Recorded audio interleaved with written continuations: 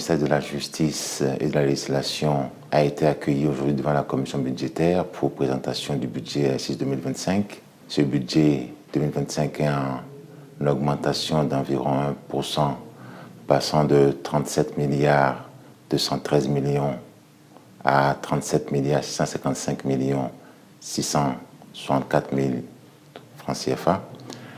Cette augmentation est sensible, mais elle est aujourd'hui la résultante d'efforts qui ont été précédemment faits et tient compte d'un ensemble de changements de paradigme, d'économie d'échelle, de réorganisation interne, de projection vers la digitalisation et la numérisation qui permettent effectivement d'améliorer le service public de la justice.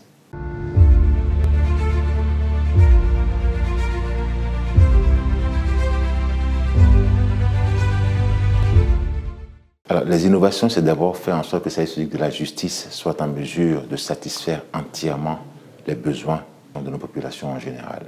C'est faire en sorte que lorsqu'une décision est demandée, elle soit rendue et soit donnée à temps.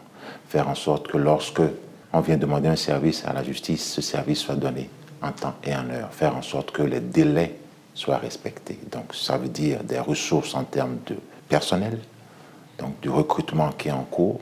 On a lancé il y a quelques semaines. Ces personnels, notamment du personnel greffier, viendront compléter les ressources d'existence pour pouvoir permettre un meilleur fonctionnement du service public.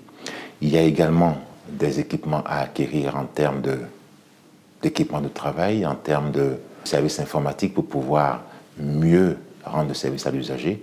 Il y a enfin tout ce qui est à construire en termes d'infrastructures, que ce soit des infrastructures judiciaires, que des infrastructures pénitentiaires, pour permettre à ce que le service public tourne régulièrement.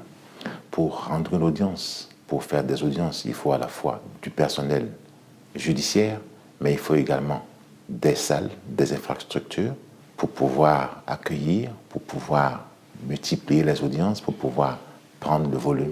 Et donc, toutes ces paramètres ont été pris en compte aujourd'hui pour pouvoir mieux rendre le service public demain.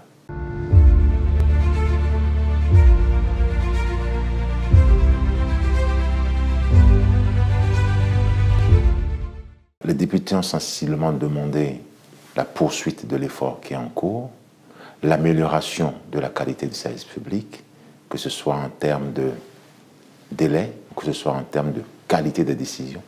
Ils ont également demandé à ce que sur des aspects liés à la détention, on ait un meilleur contrôle.